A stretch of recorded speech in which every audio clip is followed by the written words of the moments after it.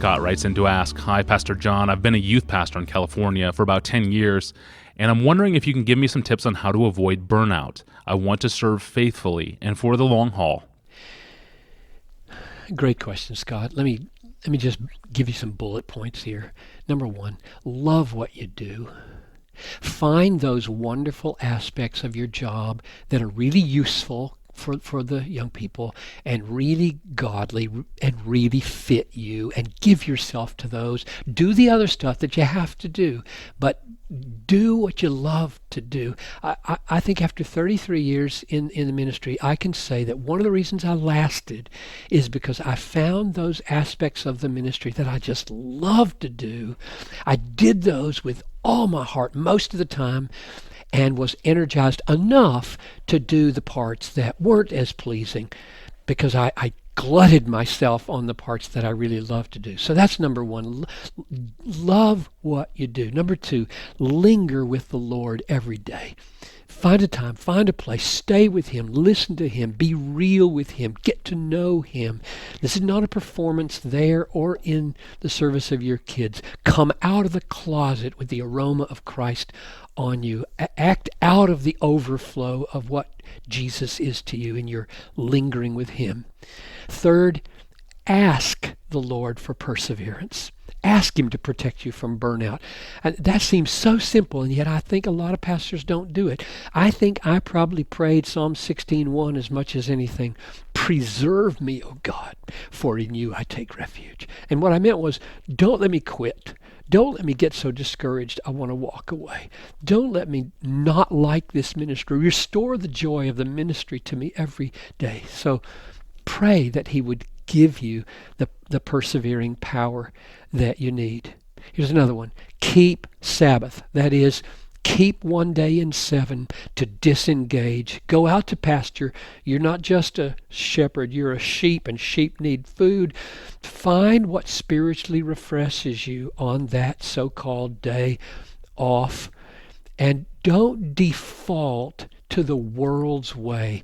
Movie and supper, movie and supper, movie and supper. That's what the world does to kick back every Friday night. And what do? You go to bed defiled most of the time, with a sense of uncleanness that you went to a movie that, well, you might be able to find some kind of redeeming feature in it, but there was enough risque clothing or no clothing, and enough bad language, and enough mean-spiritedness that you are not spiritually refreshed. So God has a huge, big, beautiful world, and lots of works and lots of books.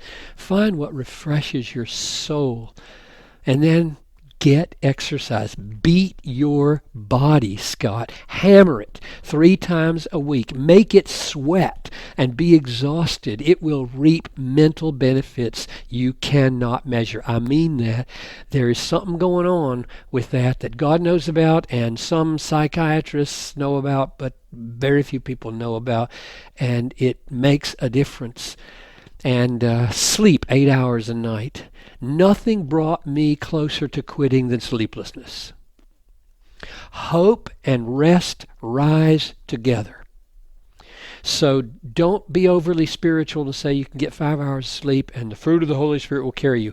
I think the fruit of the Holy Spirit works often by the Holy Spirit telling you, hey, you are not God, go to bed. That's the Holy Spirit talking, and what you get from your restedness, you got from the Holy Spirit giving you the humility to stop playing God.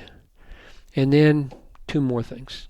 Have a couple of soul brothers that you love to hang out with, talk about everything with, talk about big things with, and then let them pray for you, but just enjoy them. Enjoy God with them. Enjoy doing things with them. You need some soul brothers to bear your burdens with you. And lastly, keep your eyes, Scott, on Christ and His loving you, and you're making much of Him.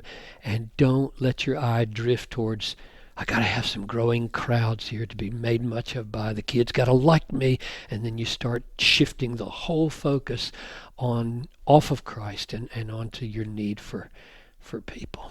That's my counsel for not burning out in youth ministry or any ministry.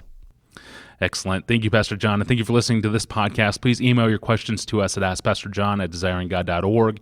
At desiringgod.org, you'll find thousands of free books, articles, sermons, and other resources from John Piper. I'm your host, Tony Reinke. Thanks for listening.